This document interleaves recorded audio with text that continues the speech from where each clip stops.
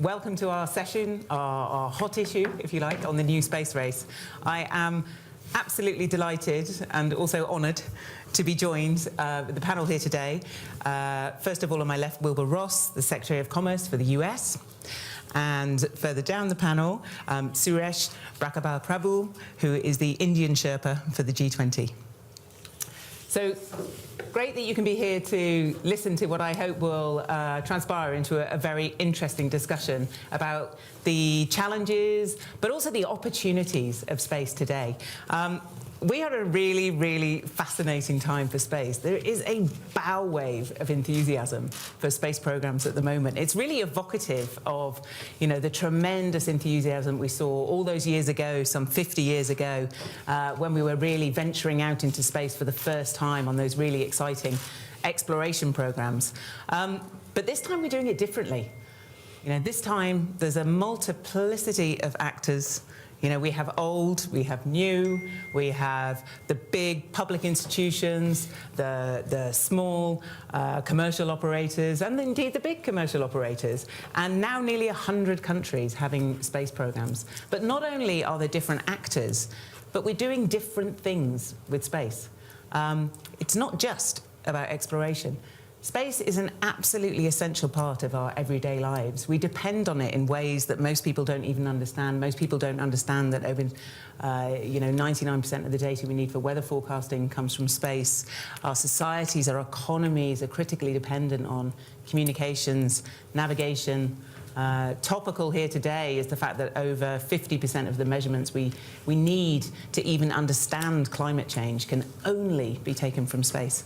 So, not only do we have this bow wave of enthusiasm, but it's also more and more societally relevant. So I think the discussion for our panel today really is how do we make the most of that tremendous opportunity and do so in a way that is sustainable and make sure that all actors can really realise those opportunities. So perhaps we'll start with the opportunities. If I can turn to you first, Secretary Ross.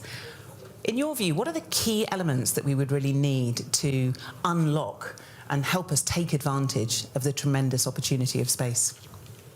Well, I think, first of all, people may not realize that so many technological developments have already come from space. These include artificial limbs, Velcro, solar cells, and water filtration.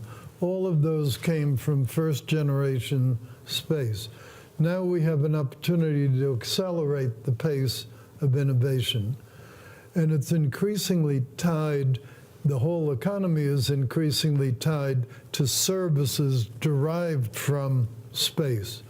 Many of the most important terrestrial sectors, like transportation and logistics, oil and gas, internet, finance, and others, are fueled by space technologies such as positioning, navigation and timing, remote sensing, and communications. Space technologies have increased productivity, communication, and safety, and have brought new products to some of the remote areas.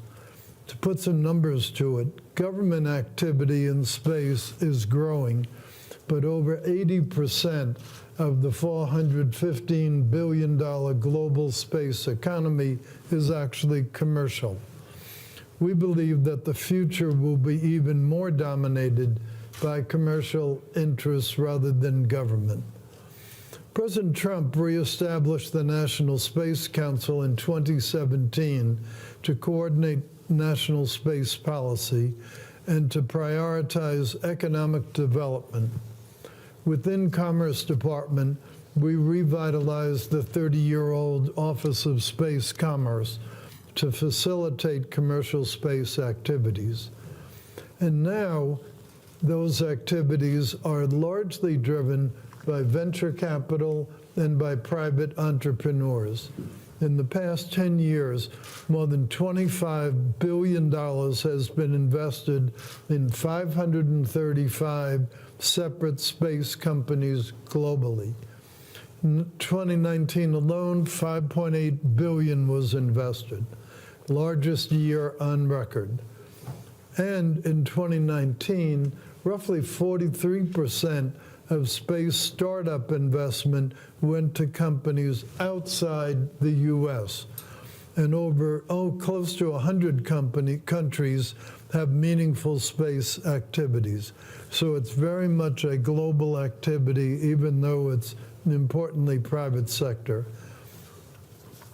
Our national and international governance activities must facilitate the private sector, not get in its way. And I think that and financing are two of the initial needs. Now, while the overall satellite industry only experienced a 3% growth rate in 2018, the economic benefits that those satellites have created for other industries are much larger and growing much more rapidly. And by the way, that also pales to the subsector of satellite manufacturing, which experienced a 26% growth rate over 2018. Bryce Space and Technology assessed that the total economic impact of space had grown to $5.5 trillion annually in 2018. Television, internet, and wireless communications, finance, agriculture, shipping, all of these have been revolutionized by satellite. In 2019, our Department of Commerce National Institute of Standards and Technology analyzed 10 economic sectors that use GPS daily. And those sectors now have 1.4 trillion in cumulative economic benefit just from GPS. So while those estimates are encouraging, we recognize the need also to improve how we account for space activities. Most traditional industrial accounting summaries focus on aerospace without separating space activities. So we've recently begun an initiative within Commerce Bureau of Economic Analysis to more precisely define and measure the space industry's economic activity. We believe in the old saying that if you don't measure it, you can't manage it. Secretary Ross, if I may, I think you raised some really, really fundamental questions there, and I'm particularly interested to get a perspective from Minister Prabhu. So, recalling your points around finance and the role of private finance, I think the role of the insurance sector probably needs to change as well, versus the intervention of government, as it were. Minister Prabhu, can I get your perspective on indeed what the key elements will be in order for us to realise this tremendous opportunity of space? You know, as Secretary Ross was saying, it's full of opportunities. And we cannot even think about modern life without using space as a means of developing technologies and using those technologies for working on the ground. So this is inevitable process and we cannot stop it anymore. But space is not a vacuum, really. It's actually full of opportunities. So we think outer space is vacuum, it's not. And therefore, how to actually harness those opportunities is something very important. Like most of the technologies now developing, the new technologies which are evolving out of those technologies which are already developed, are actually using geospatial technology as a base and using large part of the technology which are operating from outer space as a means of doing that. We in India, we are already using space for a lot of civilian purposes. It's for weather forecasting, it is for education, which is over a period of time we can do it for agriculture and many other purposes. So we feel that use is something which is full of potential. So if you can develop that, one is economic opportunities, which will be definitely be there, but it can also put people life on a much better platform, because what you can see from there is something different than what you can actually see on the ground. So this is a huge full of opportunities. Technology will drive it, but economic opportunities can be harnessed, but good of the people, which in my opinion is a fundamental principle on which we should decide about it. And particularly that part of the world, developing world, which has not been able to benefit from it, can hugely benefit from it in terms of forecasting and many other reasons. So I think we can use it for that purposes. There are, of course, now, as you can see, the space is dominated by states, like the governments, but also non-state players. So obviously there is a need to understand how both can function, how they can operate, how will be, outer space will be secured for the people living on the ground. That is another very important thing. We should really look into that. So I think opportunities are immense, and we have a very ambitious space program, which is Indian Space Research Organization drives it. And one of the great achievement of this is that we have achieved some technological breakthroughs at the lowest of the cost. So probably what India does on technological development of space technologies, this actually costs probably a fraction of what is done in other parts of the world. So this is another very important development, and I think we can obviously look into working with all the countries in the world to make space a safe haven, because normally we don't know where we go after death, but even if we go wherever, we should try to make sure that that part of the world is, that part of the space is made safe. Yeah. I think Minister Prabhu raised a very good point about cost cutting. It's really cost-cutting concepts like reusability, miniaturization, and repetition of design rather than one-off products that's bringing it down to where it is economical to think about such new activities as space tourism, space mining, space manufacturing, and space colonization, as well as journeys to remote planets. And we think as a result of all those things, projections appropriately place 2040 global space activity somewhere between $1 and $3 trillion. Huge, huge increments over where we are. Main role we see for governments is to get out of the way and foster the conditions needed for the growth and technological advancement of the sector. I think it's a fascinating point, and you know, people, $1 to $3 trillion. This is a really exciting time. We've talked a lot about the role of the private sector and how the private sector is increasingly taken on some of the roles which were historically dominated by the public sector. And of course, somewhat hand in hand with that comes the issue of cooperation versus competition. Perhaps I can come to Minister Prabhu first. Where do you see those areas of our space programs that will remain dominated by cooperation, and where do you see elements which will be largely about competition, given that we are now, you know, space programs are now open to many, many more players? I think really speaking, we need a global dialogue on this, because this is something which is uncharted territory. We have not really worked on that. But I was saying, if you really look at outer space as a public good, then we can actually look at harnessing that public good for the benefit of larger part of humanity, and this can really transform the human lives in a very significant way. And this is really possible. And as we are seeing now, most of the new technology that are getting developed, somewhere or the other, there's a relationship with space. So this is something which is, we should keep that in mind. And therefore, technological development and technical advancement, no one can stop it. I cannot say that I'll close the door and will not allow the air to come in. It's not possible. So we have to make sure that technological advancement will continue, but a means of technology, why is being used? So end of what is the means of the end? What is the purpose of that? It should be for a public good, for a common of people who will really benefit from this technological development. Right, but cooperation will be essential in two big areas, space safety and space sustainability. Why is that important? There are already hundreds of thousands of random objects orbiting at some 17,000 miles an hour. These are mostly under 10 centimeters in diameter, but even those little particles can cause severe damage to the solar panels that power these satellites. U.S. has led in this area for decades, mostly through Department of Defense and NASA, but our current efforts are going to encourage a very wide range of commercial activities to improve and increase our understanding of the environment. we're creating a new civil organization in commerce to improve space situational awareness and increase interaction among space operators in the interest of space safety. That's inherently a thing that needs cooperation with all of the players, government and private sectors as well.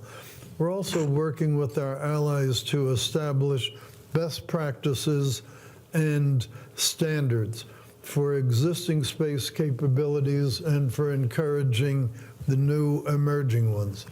And these will eventually grow into the very much needed rules of the road, going beyond the very general format in the UN prescriptions from some years ago. So those are a couple of sectors we think will encourage government participation and global cooperation. Yeah, absolutely. I mean, I think, you know, the observations are so well made. I particularly chime with Minister Prabhu's reflection that space now really touches so many different areas of our life and so many different technologies. I've enjoyed this week, you know, casual conversations where you discover that space is, well, relevant to a lady doing research on aging using bats, who was also very familiar with the US astronauts and have been involved in those programs, through to a lady working on the UN programs tackling famine. So the ubiquity of our space programs is not under doubt, and I think that makes your points even more important around the need to work together to ensure the safety and sustainability of the environment. I mean, I wonder if we can just dwell on that for a little longer and perhaps some perspectives about where in particular we need to drive more rigour, more clarity, as you say, beneath those relatively high-level UN codes of conduct and norms that exist at the moment. Well, the space situational awareness is one example. There, it's for the moment limited by technology. The conventional sensing systems really can't deal with the objects under 10 centimeters, but they are the vast majority of the objects. So we need some sort of a standard. What is going to be the sensing format? Second, how will it be communicated? Right now, no one has the power, and maybe never should, to tell a satellite operator, move your satellite. All we can, because it's about to have a conjunction that could be detrimental or even destructive to it. So we need to think through, how can we develop algorithms that will have enough credibility that when we call the space operator, he knows the overwhelming probability is we're right, that there'll be a conjunction, and then move the satellite to avoid the conjunction. So that's a very clear one. A further one is the durability of the satellites themselves. The original ones were meant to last 7 or 8 years. They've turned out to last somewhat longer. But you might have seen the 2 female astronauts change a battery by a spacewalk on a satellite. That's the kind of thing that we need to make them last longer. I must say, I wouldn't have the courage to have done that spacewalk and that battery transfer, but maintenance, space maintenance is a whole new activity that will help the life, help keep the satellites from degrading, and therefore contribute to the control of all these objects flying around. But with the vast launches of large numbers of small satellites, this problem is going to become much more intense. It's already pretty crowded up there. Yeah. There's another area that's needed. Who owns space? Who owns whatever we find? If you're the first one to the asteroid, does that mean you have a claim on all the minerals in that asteroid? How does it work? Are we getting into kind of a Wild West situation of claim jumpers, or will there be some methodology? Right now, the governing principle is, oh, this is all just for the benefit of humanity. Well, that's not going to last very long. That's not a practical solution. We need more nitty-gritty solution to that. I think you're absolutely right. I think space lawyers will be busy for some years to come on that issue. But if I can bring us back to the very profound points you made around the sustainability of the operating environment, and perhaps get a perspective from Minister Prabhu, because I think it's incredibly relevant today, and I think we very often draw the comparison between the climate change and the challenge of climate change on our own planet. That same thing is manifesting in the space operating environment unless we're careful. To a great extent, certainly in older generations, we didn't understand the actions and their impact on climate change. That's not true of the space operating environment. We do know, so we should be, doing something to tackle that. So, Minister Prabhu, perhaps your reflections on what more we could do, and also who should be the responsible actors for doing so, given that the programmes are no longer government-dominated, but increasingly commercial too. Obviously, we should do everything that we do, even as a technological development. Again, I repeat, that should be for a better good of the people, not for something which will be just harming them. So that is obviously the ground rule. We should always be there. But fundamental question, as you were saying, who owns the space, is a very important question.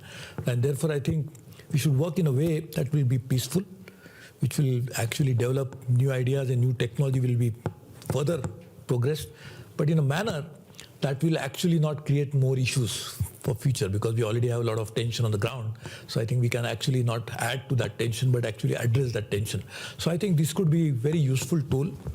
This is a great opportunity. And I think human curiosity is something which is driving the change.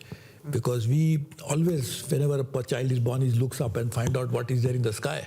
And there is a story, a lot of even in Indian folklore, that everybody wanted to go and catch the moon. So they say, I want to catch it because I want to see that. Why is it so far away from me? So that curiosity is driving the change. And that's a good thing. But again, and we have seen in India that using it for peaceful purposes has given us tremendous benefit. And therefore, we can do villages, 750,000 villages in India. We can reach out to them for Medicare, for education, and so many other things. And I think we should work as friends with many countries, find out solution to these vexed issues. But at the same time, if we have fundamentals clear, if you know what is bottom line, why you are doing it, I think that will always find solution to this. Yeah, an example would be, what responsibility should a satellite operator have for the end of service termination of that satellite? Should there be some requirement to destruct it in a way that doesn't produce very much debris? Some people have talked about putting some sort of a device on it and literally dragging it to a lower level so that it just combusts itself. And there are all sorts of ideas, but none of them will work except if they're implemented on a universal basis. If just one operator does the right thing, it's not going to do a hell of a lot for the whole problem. We will need some sort of collaborative or cooperative process. So I think it's going to be a combination of evolution of regulatory concept, and as you do that, then the question is, how do you enforce it? Very interesting question. Marine law, maritime law is sort of a comparison, but that's a little bit different because it's going from finite destination to finite destination. Here, it's much more complicated questions, so there are limits to quite how far just a broadening marine law will be. So toward that end, we're co-hosting with the State Department again this June a Space Enterprise Summit to try to in Washington to try to deal with these and many of the other issues. And we're hoping that gathering enough people together, and we're also signing collaboration agreements with a number of other countries. We have with Australia, we have some others as well. And I think that's a way forward. But eventually, needs to be more than bilateral, needs to be multilateral. Absolutely true. Absolutely true. It's a fascinating conversation. I'm being told we have to draw to a conclusion. But perhaps I can just offer you the floor one more time, if you can, very succinctly. Just give us your reflection on, the one thing that would really help us realise the opportunity of space, the one thing that needs to change today. Oh, I think the main thing is to continue to drive the cost down, because at the end of the day, since it is essentially a commercial enterprise, revenues versus cost versus capital investment is what's going to determine what happens. Thank you. And Minister, I think we should encourage more and more innovation, more and more technology upgradation, keeping ethical side of it in mind. That would really help to ensure that we progress, but we do not cause any damage and harm. Thank you. And thank you very much indeed. That draws us to a conclusion. We've had some fantastic insights from our panel, so it just leaves it to me to thank our panel in the usual way. Thank you. Thank you.